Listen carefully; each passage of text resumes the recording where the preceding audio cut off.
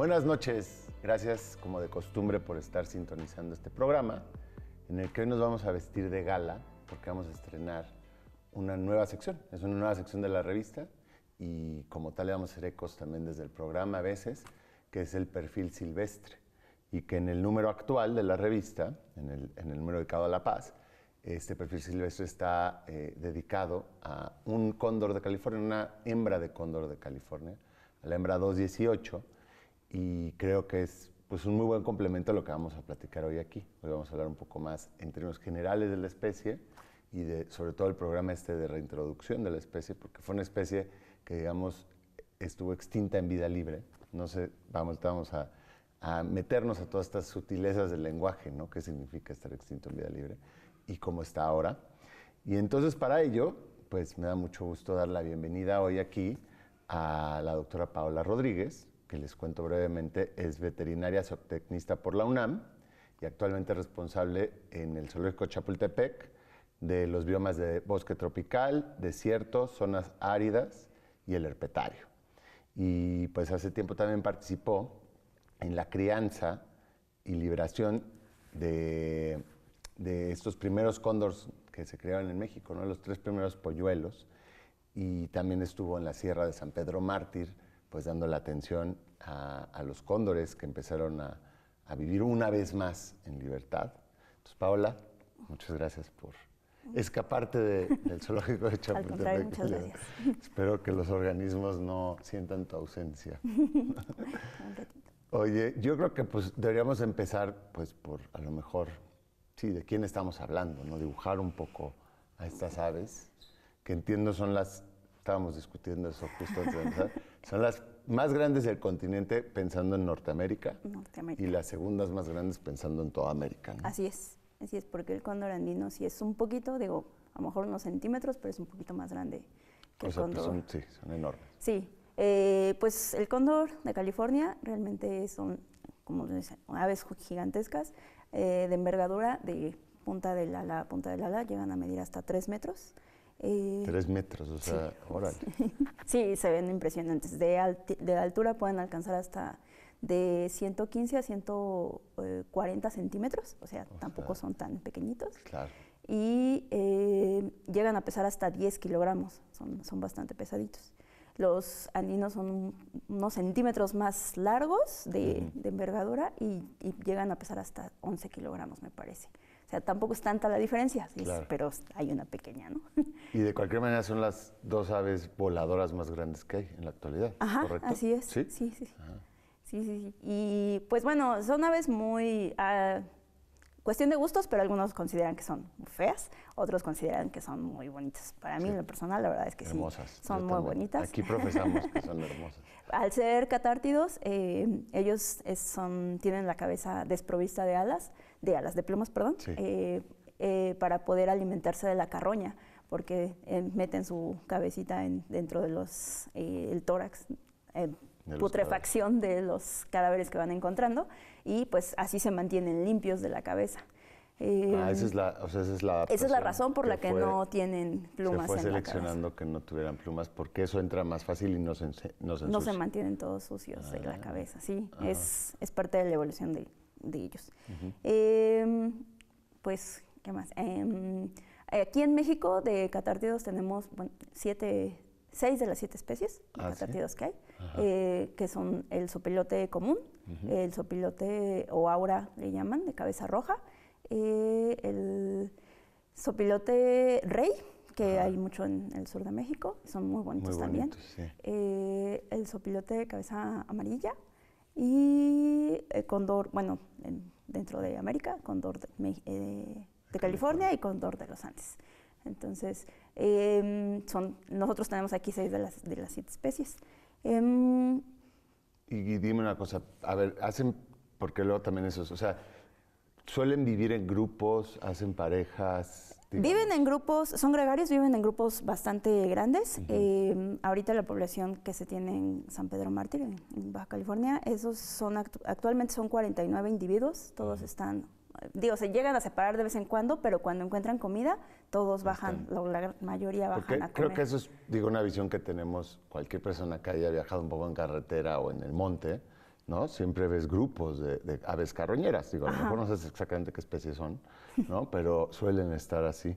Pero mi pregunta si es luego, eso es cuando comen, pero luego cuando se van a descansar también están más A o menos veces en zona. descansan varios juntos, digo, a lo mejor no toda la tropa descansa juntos, pero sí, porque por lo general buscan alimentación o muy temprano por la mañana o muy tarde en el atardecer, es cuando llegan a buscar alimento. Entonces, si lo encuentran ya que está oscureciendo, se alimentan, terminan de comer, se perchan cerca de donde encontraron esa comida claro. y ahí descansan. Ajá. A veces, o sea, sí pueden llegar a regresar a otros sitios donde tengan cerca su nido, por ejemplo, pero por lo general, pues sí pueden llegarse a posar cerca de donde tienen la comida, porque además puede ser que esa comida, como la encontraron ya en la tarde, se alimentaron de ello en la tarde y al día siguiente temprano van a volver a comer de eso. Oye, y aquí en México, digamos, el cóndor de California, antes de este siglo, vaya, en el siglo pasado, ¿cuál era su hábitat o su área de distribución? Ellos habitaban desde el sur de Canadá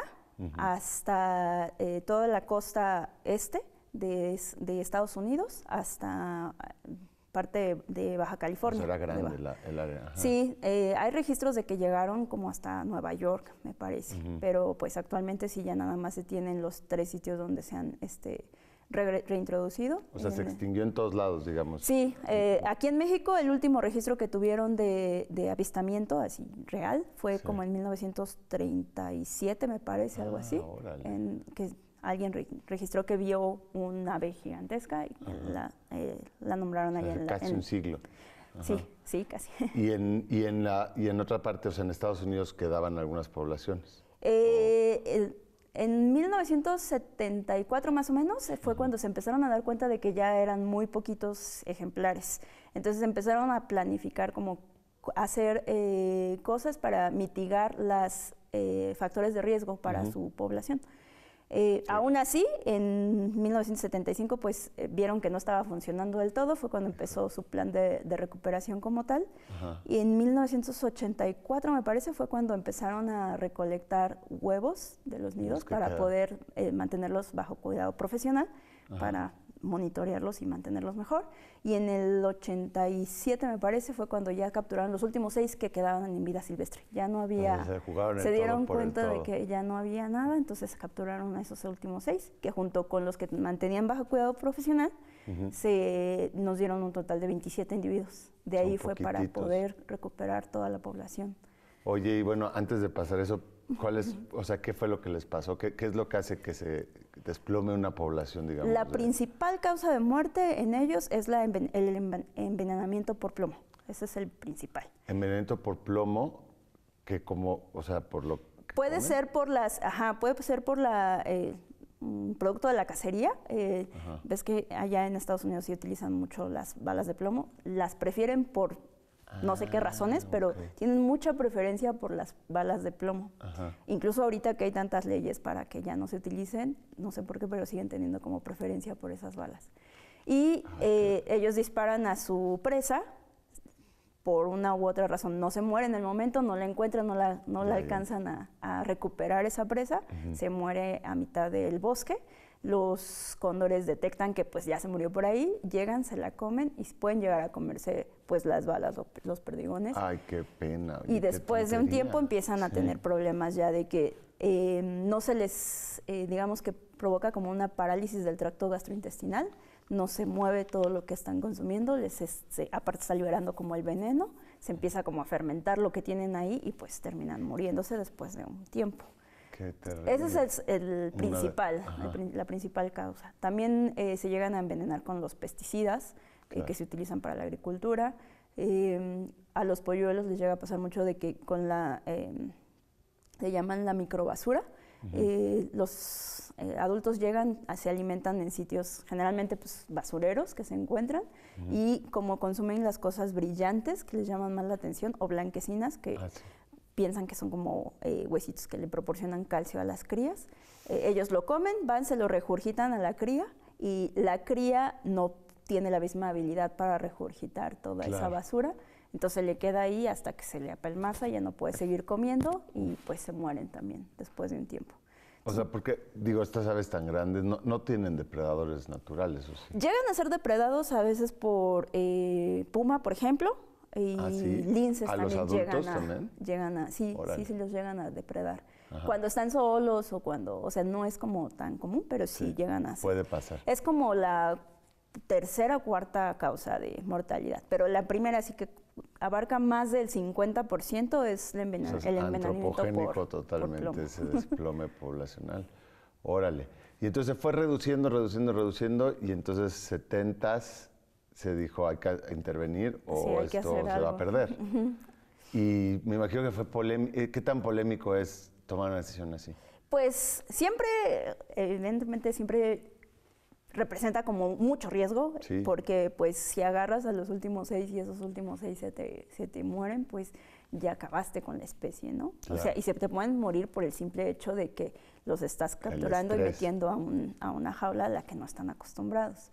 Pero pues si hubiesen tomado esa decisión en ese momento, pues ahorita no tendríamos los 504 que se tienen ahorita. No, claro. En actualmente, este ¿no? caso es evidente que fue una buena idea. Y me imagino que eso también juega mucho el tipo de organismo, porque las aves más o menos se dan bien en cautiverio, pero si tú, no, creo que en el delfín de Río Chino intentaron eso ya cuando quedan muy poquitos y no se dieron bien en cautiverio, ¿no? Sí, uno de los puntos de ahorita que pues justamente se ha intentado como que visualizar un poquito más es que no tendríamos que esperarnos hasta que esté la población en estado tan crítico como para poder mantener una población bajo cuidado profesional, como para tener ahí también Digo, esos últimos 6 no hubieran sido suficientes si no hubiéramos tenido los otros 20 que ya estaban bajo cuidado. Y había ya trabajo. ¿Ya se habían reproducido en cautiverio antes de este momento? ¿Sabes? Sí, algunos Sí, sí,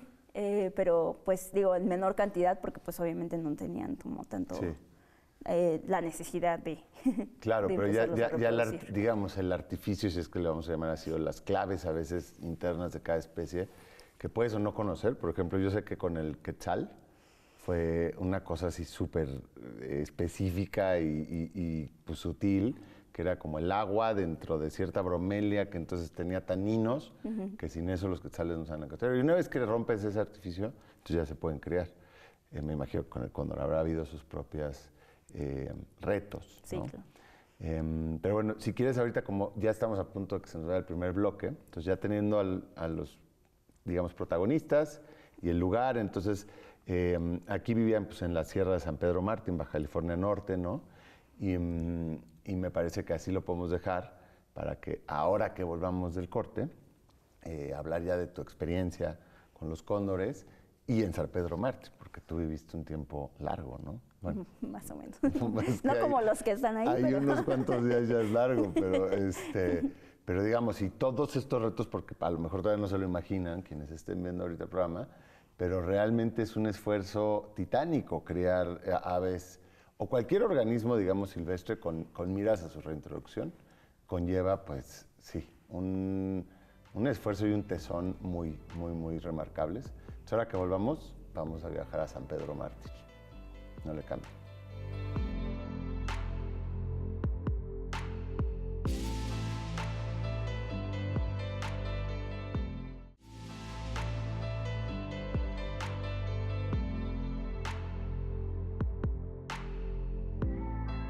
Qué bueno que no le cambiaron, o pues si acaban de sintonizar, les damos la bienvenida. Estamos hablando de cóndores de California, como parte de Haciendo Ecos al Perfil Silvestre, que es una de las nuevas secciones de la revista de la UNAM, que les invito a que lean como complemento de lo que estamos platicando aquí, porque es la historia puntual de una de estas hembras de cóndor muy especial, porque fue la primera liberada en México, esa criada en Estados Unidos. Y bueno, es una historia fantástica y además, pues con lo que estamos platicando ya con Paola, que además ha sido una historia de éxito. Entonces, realmente, en este momento creo que de cataclismo ambiental por todos lados, es importante no perder la vista de que, pues a veces, con el suficiente esfuerzo, la suficiente voluntad y apoyo, se pueden hacer cosas, ¿no?, remarcables, como volver a tener cóndores de California en libertad. Estamos hablando de la segunda ave más grande del continente americano, y bueno, la segunda más grande del mundo de las que vuelan, ¿no? Sí, unos animales majestuosos Y estábamos platicando que, bueno, que el declive poblacional pues, tiene diferentes causas, pero sobre todo antropogénicas. Pero claro, nos había faltado, con Pablo ahorita estábamos pensando, pues, ¿qué es lo que lleva a que no sé, el plomo o los plaguicidas o lo que se puedan contaminar con los cadáveres que consumen, no solo los cóndores, ¿no? Cualquier ave carroñera o cualquier animal carroñero que pasa esto otra vez. Creo que es un fenómeno mundial el declive de aves carroñeras y es gravísimo porque, por un lado, tienen una tasa de reproducción muy lenta. Sí. Y por otro, prestan un servicio ambiental importantísimo, ¿no? Así es. Sí, realmente ellos se encargan de mantener limpio, todos los carroñeros se encargan de mantener limpio el planeta. Si no fuera por ellos, las enfermedades se diseminarían de manera así muy exponencial, ¿no? Porque se encargan de terminar bien con todas las carcasas que están muertas por ahí. Claro. Y ya no forman una fuente de infección para nosotros. ¿Y tienen a nivel estomacal, me quedé ahorita pensando, o sea, un montón de antibióticos o qué pasa? Normalmente tienen provista en cavidad oral muchas bacterias que son... Tienen una microbiota que combate... Que mantiene en ellos como cierto equilibrio entre lo que consumen de microorganismos y lo que ellos van. La saliva también genera muchos, tiene muchas enzimas que les ayudan a combatir todas esas bacterias patógenas. Y por eso ellos, pues casi, es muy raro que se enfermen en realidad. Es más por cuestiones, por eso justamente es más por cuestiones de agentes tóxicos que se enferman. Pues el doble de coraje, entonces. Oye, pero entonces su tasa de reproducción es muy lenta, ¿no? O sea, sí, ¿cómo es? Ellos normalmente se reproducen cada año, pero sí empiezan sus cortejos normalmente como por ahí de noviembre, octubre-noviembre, llegan a poner, al mes más o menos se da la cópula, llegan a poner huevos entre enero y marzo. Y de esa, o sea, ponen solamente un huevo. Un huevo. De esa puesta, sí, el huevo llega a eclosionar. Más o menos tiene una tasa, eso sí, una tasa de crecimiento alcanza de 200 gramos más o menos, crece hasta 5 punto y cacho en 6 meses. Crece muy rápido. Pero sigue dependiendo de sus papás hasta los 18 meses. Órale. Entonces, como van a seguir dependiendo de sus papás hasta los 18 meses, se les pasa la siguiente temporada reproductiva. Claro, y por lo tanto se van a reproducir hasta el segundo año. Esa tasa tan lenta de reproducción es lo que pues tampoco les ayuda a recuperar. ¿Y cuánto se tardan en adquirir la madurez sexual? Hasta de 5 a 7 años. Ah, no, sí, es lentísimo. Sí, son... Bueno, entonces el caso es que declinó la población, se tomó la decisión de tenerlos en cautiverio. Y a ti te tocó criarlos, ¿no? A mí me tocó la crianza de los primeros 3. ¿Cómo es la crianza de un cóndor? Pues es muy padre, la verdad. Bueno, tiene sus pros y sus contras. Eso sí, en cuanto a los aromas, eso es el único pero que yo le puedo poner. Realmente, en general, las aves no son como para el olfato muy agradables, en general. Y menos siendo carroñeras, pero... crecen muy rápido, como comentaba. Les digo, a nosotros lo que nos tocó fue primero recibir a las hembras, porque en 2007 más o menos fue que se recibieron los machos. En 2014 llegaron ya las hembras. Ellos se acoplaron súper rápido. En 2015 ya tenían un primer huevito, pero este no fue fértil. Pero la pareja hizo clic luego. Para el 2000, no siempre pasa eso. No, normalmente se supone que normalmente se tardan más de un año en acoplarse como tal, hacer bien la pareja. Y estos en meses ya se habían caído bien, ya dijeron sí, y son monógamos, eso también es otro punto. Forman sus parejas para toda la vida. Órale. Okay. Entonces, y obviamente una vez que deciden por eso deciden que esa fue su hembra y con ella va a estar procreando durante toda la vida. Cuando llegaron las hembras, les digo, en 2014 se acoplaron, el primer huevito no fue fértil, fue el primer año, y hasta el siguiente año, que fue en el 2016, fue que sí tuvieron huevos fértiles, ambas parejas, y tuvimos 3 huevitos fértiles.